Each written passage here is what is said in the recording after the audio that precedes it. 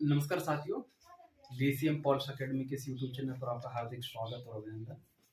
आज 25 मई 2025 है और यूपीएससी ने अपना आईएएस के लिए आज प्री एग्ज़ाम लिया है, जिसमें जीएस के कुछ इंडियन पॉलिटी और कॉन्स्टिट्यूशन से रिलेटेड कुछ क्वेश्चंस हैं, उनका मैं आपके सामने सॉल्यूशन कराता हूँ।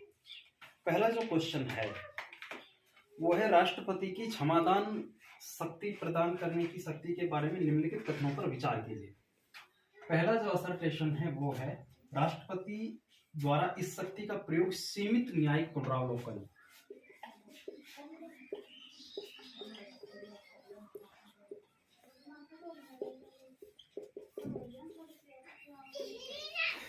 इसका कहने का मतलब ये है, जो ये इसमें ये टर्मिनोलॉजी दी गई है कि राष्ट्रपति की जो क्षमादान शक्ति है वो न्यायिक पुनरावलोकन के अधीन है या नहीं है।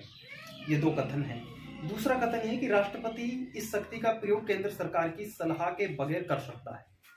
पहला कथन सही है, राष्ट्रपति की जो क्षमादान शक्ति है, जो पार्डन पावर है, वो जुडिशियल रिव्यू के अंडर है। और दूसरा जो कथन है, राष्ट्रपति इस शक्ति का प्रयोग केंद्र सरकार की सलाह के बगैर कर सकता है, नहीं कर सकता, क्योंकि केंद्र सरकार की एक मंत्रिपरिषद की एक समिति होती है, उस समिति की सिफारिश के आधार पर ही राष्ट्रपति अभी क्षमादान शक्ति का प्रयोग कर सकता है।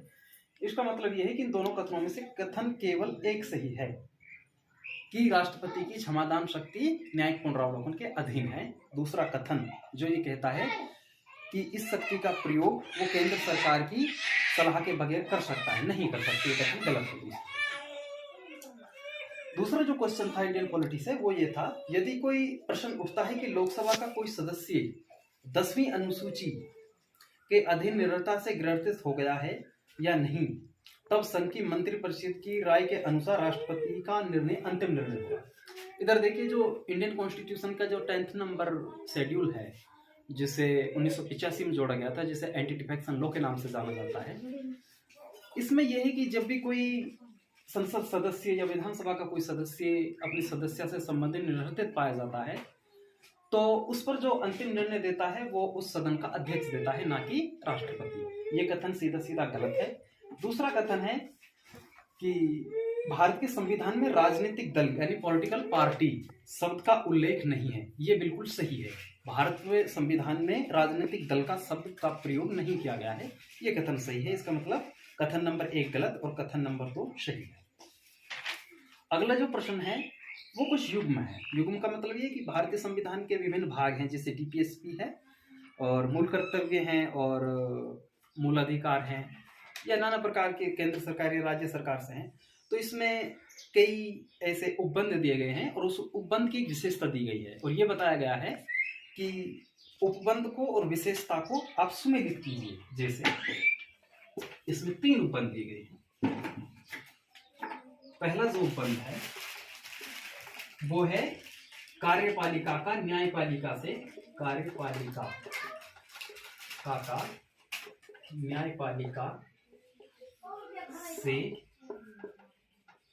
पृथक्करण। अगर आप भारतीय संविधान की एक बेसिक और एक मूलभूत समझ रखते हैं तो आर्टिकल 50 जो कि डीपीएसपी का हिस्सा है, इसमें सीधे सीधे ये प्रावधान है कि न्यायपालिका का कार्यपालिका से पृथक्करण होगा। दूसरा जो उपबंध है वो है हमारी सामरिक संस्कृति की समृद्धि व विरासत का महत्व समझना और इसका परीक्षण करना। ये 42वें संविधान संशोधन 1976 द्वारा जोड़े गए मूल कर्तव्यों का एक उपबंध और उनकी विशेषता को दर्शाता है। अगला जो इसका कथन है वो है कि कारखानों में 14 वर्ष से कम आयु के बच्चों के नियोजन का निषेध।